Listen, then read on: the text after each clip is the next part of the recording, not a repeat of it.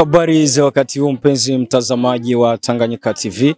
Hii ni TV yako ambayo inakuwa nakupa update mbalimbali, inakuwa nakupa habari za kibiashara, habari za kijamii, ni habari zingine kaza za kisiasa. Mpenzi mtazamaji, kwa siku ya leo tulitembelea katika kata la Baro. Baro ni kata ambayo linapatikana ndani ya mji wa Baraka, manispa ya Baraka ya Kati, na kwa leo tulitembelea katika eneo hili na ambao kunapatikana soko hii ya Baro. Nikukumbushe kwamba soko ya Baro ni soko ambayo ilikuwepo, ila kutokana na nafasi yao kuwa ndogo waliweza kuihamisha na kupata sehemu nyingine, ambako ukiangalia hapa ni uwanja mkubwa. Kulikuweko shirika la Baro lenyewe ambao walikuwa jihusisha na uchimbaji madini katika eneo la Salmabila, ndio walikuwa wanapanga hapa, ila walikuwa wanapangia kanisa la 3 la Malkia Ubembe. Kwa wao kutoka ndo wakuu wa soko wakaomba kwa wakuu ambao wanakuwa dini hilo wakuwapa nafasi kwa ajili ya kuterekea. Ndio maana unawaona wako hapa, wameanzisha soko ingali bado mpya na wanafanya biashara kaza wa kaza. Kwa hivyo mpenzi mtazamaji, uweze kuandamana nasi, nitakuletea mambo mbalimbali ya sasa, namna wanaendesha biashara yao, kipi anachokifanya na ni biashara gani ambayo inapatikana humu na ni wanani na kujiunga inakuwa vipi. Mimi ni Safari Almasi, nyuma kamera ni Abubakari Saidi. Twende kazi. Tanganyika TV, kwa pamoja tukupashe. Mimi kwa majina naitwa Hassan, Grace Hassan. Ni mkaaji wa eneo ya Bandro. Hapo unakuwa unajihusisha na kazi gani? Mimi ni vice president, nakuwa najihusisha na kazi ya fanya biashara dagaa, mikeke, mkavu. Kwanza tuanze kwenye mapato. Mapato yako vipi? Kweli mikebuka inaonekana? Mikebuka ionekani napunguka kidogo, haina sana, gisi inakuwa inaonekana kawaida. Labda mboga gani ambayo inaonekana kwa sana kwa wakati huu? Kwa sasa ni kabuchungu ndiko inaonekana sana na dagaa kidogo. Na kabuchungu mnakuwa naterekea kungapi? 1000 na 2000. Yaani wa 500 hawezi kula. 500 iko atapata. Kweli wateja wako najitokeza kuuza? Ndio wanajitokeza. Na utofauti uko vipi kwa kuwa mlikuwa pale, kwa sasa mmeshakuwa hapa? Kweli vile ambavyo ulikuwa unauzisha pale na hapa, wapi ambako ulikuwa unauzisha sana? Kulikuwa mvuma kidogo ya kuuzisha, kulikuwa kule. Unajua soko ikikuwa soko inaanza inakuaga hadi watu wazoee ndo anakuja kuuza mle msoko, lakini kisi tulianza na hivi shakuwa afadhali kidogo. Na tulisikia kwamba mwanamke yote ambaye haikai Mshimbaki wala Bandro na Mwamsomba hawezi terekea msoko hii mpaka watu wao. Hizi habari zina ukweli? Hapana, kila mtu tu mwenye anapenda naweza tereka huko. Na kwa kuterekea huko naomba nini? Unahitaji uwe na nini? Huku unahitaji ukua bone wa kuterekea huku. Waanze tereka ukijihusisha kwa watu wa mboga, utaonana na musika watu wa mboga. Ukijihusisha kwa watu wa tomate, utajihusisha na mtu wa tomate, wanakuelekea maelekezo jinsi utatembea. Ndio. Na hivi mna kamati? Ndio, tuna kamati kwa watu wa ndagaa. Ndio. Na kamati yenu iko vipi? Kuna kwa ule mchango ambao mnakuwa mnatoa kidogo kwa ajili ya kukomoza kamati, wala mwanamemba anaweza pata matatizo kwa ajili ya kuenda kumtizama? Ndio, kuko na kamati. Kukifika wakati ya tatizo tunafika kukongoa hela, tunaenda angalia mtu wetu kama amefiwa, kama amepata tatizo fulani anapashwa kwenda angaliliwa, wala kutia mfuko wetu upate kukomaa. Ndio. Na hivi hapa ambako mko ni kwa serikali ama nani aliwapa nafasi? Hapa ni nafasi ya Malikia. Ndio tuko hapa. Malikia ndo aliapa? Ndio. Na labda una kipi cha kuambia wamama wengine? Kuna wamama ambao wanakuwa wakibaki tu nyumbani hawafanye kazi. Nini unacha kuambia?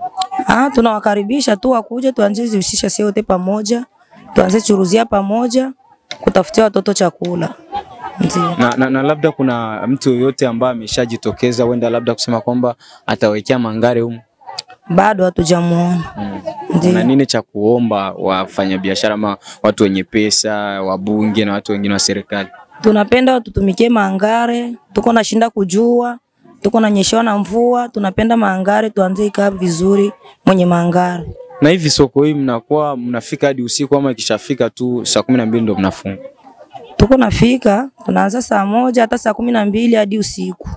Mbona hakuna mwangaza? Mnakuwa mnatumia nini? Tuko nahangaika kila mtu torshi yake kutoka naye kunyumba. Ndio tukipata ule kututilia mwangaza tutaenda shukuru sana. Asante, tunakushukuru. Ndio. Kwa jina naitwa Neno Jalala. Wewe ni wa soko Marché Bandro. Asante sana. Hii soko ilikuwa hapo mbele ila kwa sasa tunaiona iko hapa. Kwa nini mmekuja hapa?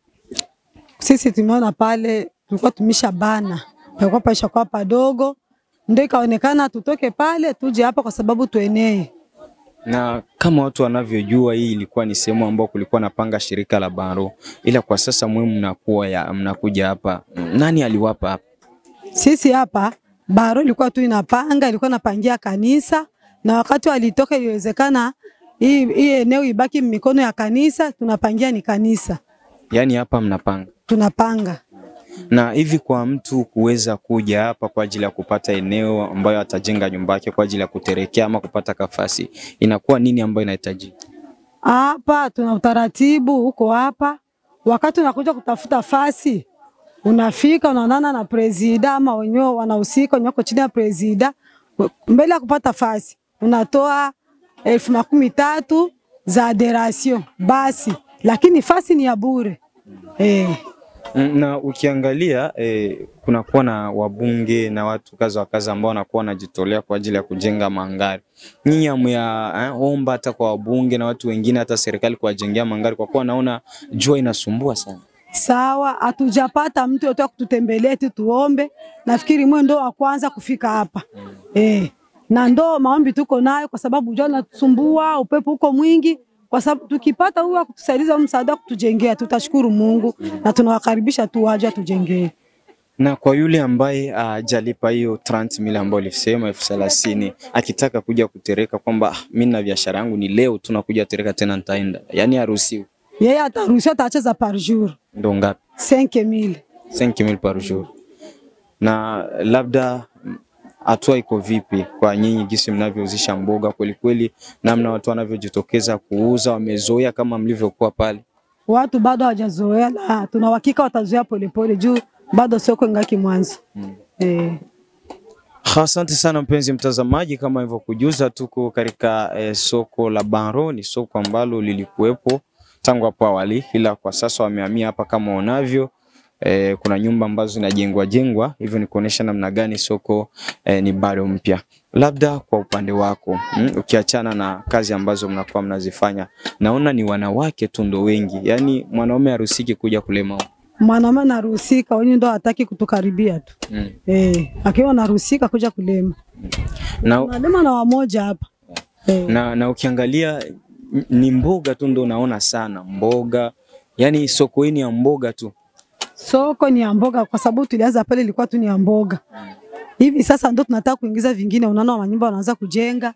Ndio tunataka kila biashara. Na wengine wana manguo wako natereka kule nyuma kule. Yaani pale mlikuwa naweka tumbo kwa sababu sehemu ilikuwa ndogo. Ilikuwa mboga tu.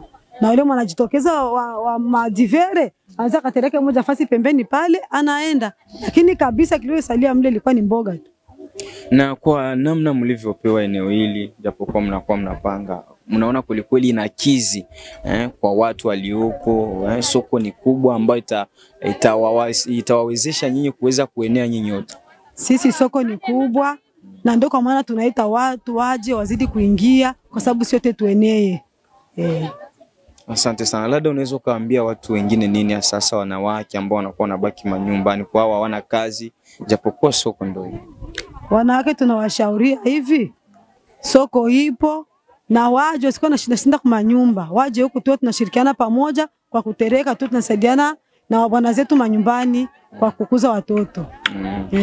Asante sana, tunakushukuru. Sawa baba. Habari za muda huu mpendwa mtazamaji wa Tanganyika TV.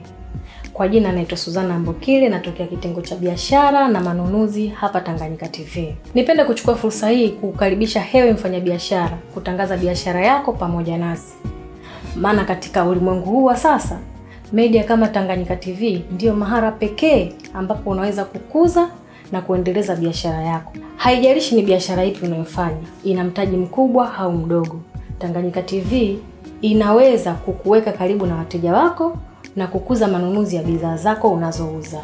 Hebu fikiria, hata vikundi vya maendeleo tunawezaje kuendelea bila kujitangaza? Karibu utangaze nasi, hewe mfanyabiashara, mjasiriamali, mwanamuziki, wanasiasa na wengine wote, karibuni sana sana sana. Unaweza kuwasiliana nasi kupitia namba zetu za ofisi zilizopo hapo chini.